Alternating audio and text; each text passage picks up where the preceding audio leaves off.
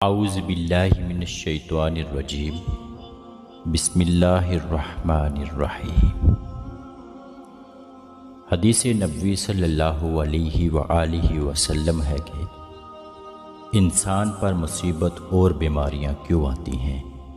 حضرت سیدنا ابو سعید خدری رضی اللہ عنہ بیان کرتے ہیں کہ رسول اللہ صلی اللہ علیہ وآلہ وسلم نے ارشاد فرمایا، بے شک جناب موسیٰ علیہ السلام نے کہا، اے میرے رب، تو اپنے مومن بندے کو دنیا میں غربت زدہ اور تنگ حال بنا دیتا ہے۔ اتنے میں جناب موسیٰ کے لیے جنت کا دروازہ کھول دیا گیا اور وہ اس کی طرف دیکھنے لگے۔ پھر اللہ تعالیٰ نے کہا، اے موسیٰ، یہ جنت میں نے اس مومن کے لیے تیار کی ہے۔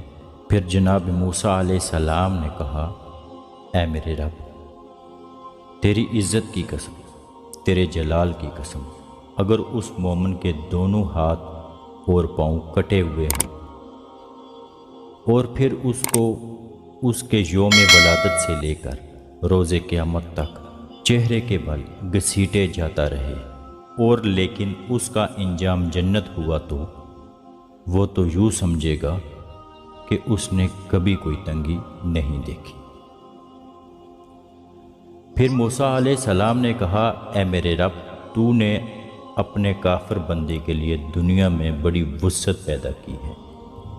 اتنے میں موسیٰ علیہ السلام کے لیے جہنم کی طرف ایک دروازہ کھولا گیا اور ان سے کہا گیا، اے موسیٰ علیہ السلام، یہ جہنم اسی کافر کے لیے تیار کی ہے۔ موسیٰ علیہ السلام نے کہا، اے میرے رب، تیری عزت اور جلال کی قسم، اگر اس کو اس کے یوم تخلیق سے روز قیامت تک پوری دنیا دے دی جائے لیکن اس کا انجام یہ ہوا تو وہ یوں سمجھے گا کہ اس نے کبھی کوئی بلائی نہیں دیکھی۔ عامر رضی اللہ عنہ بیان کرتے ہیں، رسول اللہ صلی اللہ علیہ وآلہ وسلم نے فرمایا، امراض اور ان کے ثواب کا ذکر کیا تو فرمایا، جب مومن کو کوئی بیماری لاحق ہوتی ہے اور پھر اللہ تعالیٰ اس سے عافیت و صحت عطا فرما دیتا ہے تو وہ مرض اس کے سابقہ گناہوں کا کفارہ ہے اور مستقبل کے بارے میں واعظ و نصیحت بن جاتی ہے۔ اور جب منافق بیمار ہوتا ہے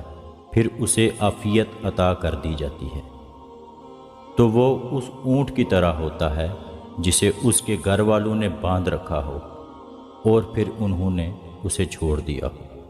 اسے پتہ نہیں ہوتا کہ انہوں نے اسے کیوں باندھا تھا اور کیوں چھوڑا ہے۔ کسی شخص نے عرض کیا، اللہ کے رسول صلی اللہ علیہ وآلہ وسلم، بیماریاں کیا ہوتی ہیں؟ اللہ کی قسم، میں تو کبھی بیمار نہیں ہوا۔ آپ صلی اللہ علیہ وآلہ وسلم نے فرمایا، ہمارے پاس سے چلے جاؤ، تم ہم میں سے نہیں۔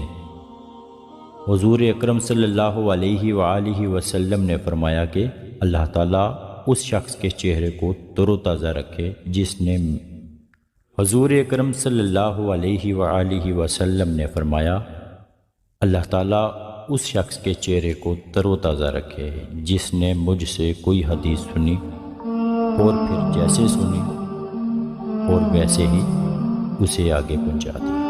اللہ تعالیٰ سے دعا ہے کہ اللہ تعالیٰ ہمیں صراط مستقیم پہ چلنے کی توفیق عطا فرمائے۔ آمین ثم آمین۔